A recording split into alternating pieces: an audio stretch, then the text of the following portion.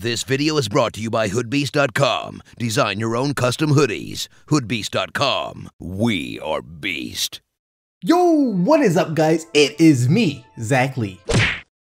I need to get an appointment with this man's trainer. I know Markelle Fultz was supposed to be one of the more physically ready players in this year's draft. You know, he's expected to come into the league and average between 15 and 20 points per game.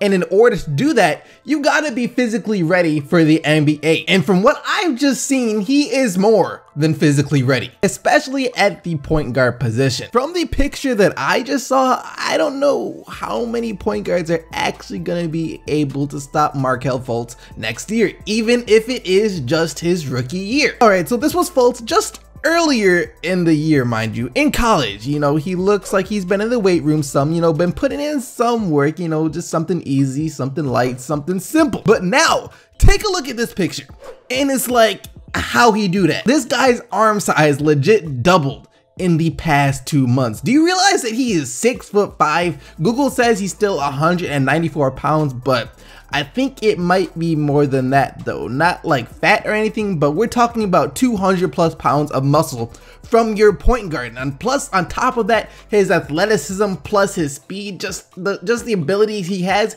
is gonna be like a bigger version of Isaiah Thomas, and that's scary. And speaking of Isaiah Thomas, I'll tell you this, he better hope the Celtics keep him. He better hope they don't trade him, because I'd hate to have to see Isaiah Thomas try and guard him at any point in his career.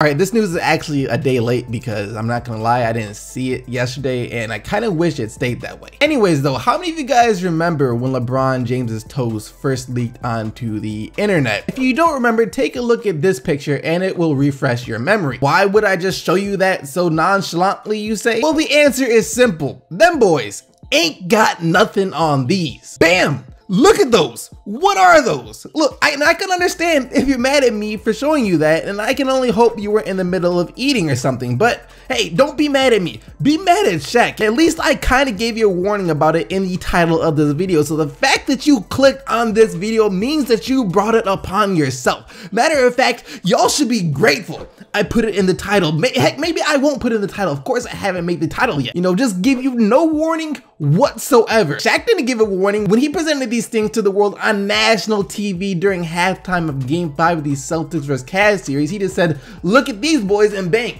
The whole world was then traumatized. For real though, we need to add something ASAP to the Constitution that says the visibility of these toes is outlawed. Those things are just a travesty. And if it makes you feel any better, his son offered his sincerest apologies on Twitter. You hear about this thing called sacrifice when NBA players are talking about what it takes to win a championship. You know, they say that everyone on the team, guy 1 through 15, has got to make sacrifices for the betterment of the team. Whether that means giving up minutes, giving up shots, time, whatever it is, you gotta be ready to sacrifice it if you want to win. And after this report came out yesterday, it's now clear that Isaiah Thomas is most definitely willing to sacrifice in order to win a championship. And that sacrifice would be money. Lots and lots and lots of money. As he said yesterday that he is willing to delay a contract extension if it means it will help the team sign more talent this summer. Do you think there'll be a lot of changes on this team? I don't know. I mean, we definitely need more.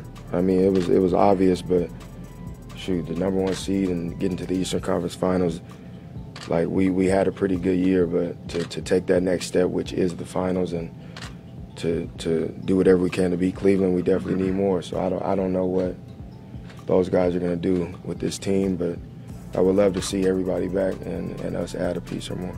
Would you like to see an extension before the season starts? That means more money. Yeah, I love that. But I mean, if it don't happen, I'm the last person to be bothered by that. Boston has changed my career, changed my life.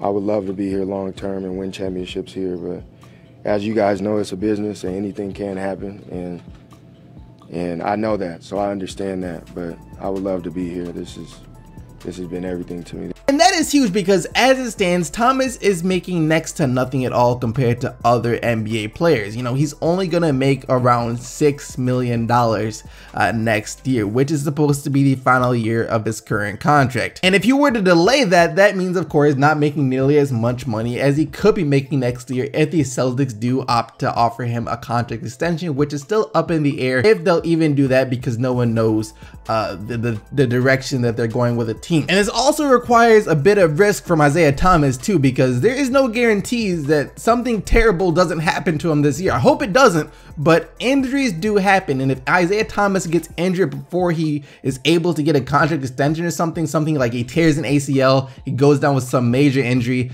and he comes back and he can't play at the same level, teams aren't going to give him as much money as they would have if he was healthy and was still able to perform at his all-star level. There is risk from Isaiah Thomas in doing this too, but just the fact that he's willing to make this type of sacrifice really speaks a lot about his character.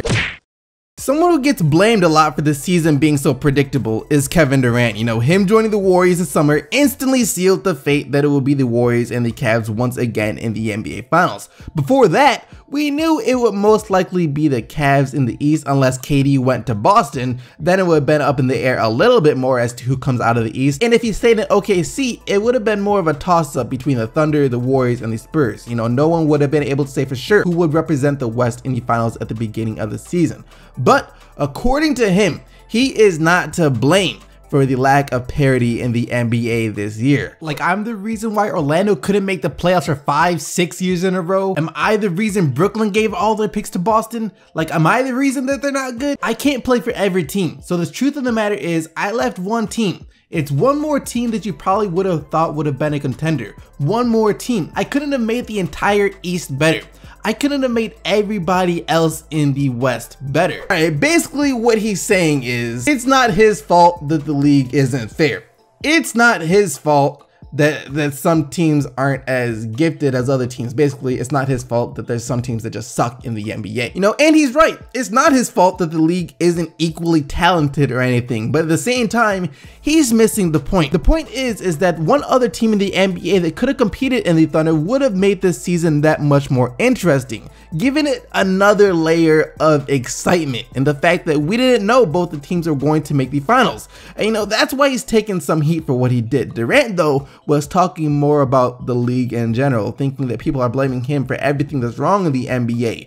And he's not at fault for all of it. The only thing he did is take away another contender this year. So yeah, KD, you're not to blame for the Magic not being able to make the playoffs or the Nets offing themselves as a franchise, but you are part of the reason for the lack of parity in the NBA because of the decision that you made. On the other hand though, Stephen Curry thinks it's disrespectful to talk about the lack of parity in the NBA to the Cavs and the Warriors. What's your take when people say that the league is pretty much watered down? We all felt like this was never. I mean, that almost is kind of disrespectful because it's almost like it's easy for us to get here. Like, it wasn't that at all. Us and Cleveland worked our butts off all year to put ourselves in a position to be playing for a championship.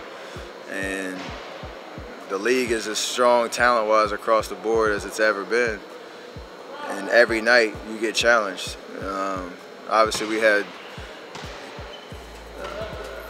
that one stat against the points differential all year. We had a pretty solid, showing in that respect, but every night was hard, every night was challenging, and we can't just sleepwalk through a season, sleepwalk through the playoffs and expect to be here.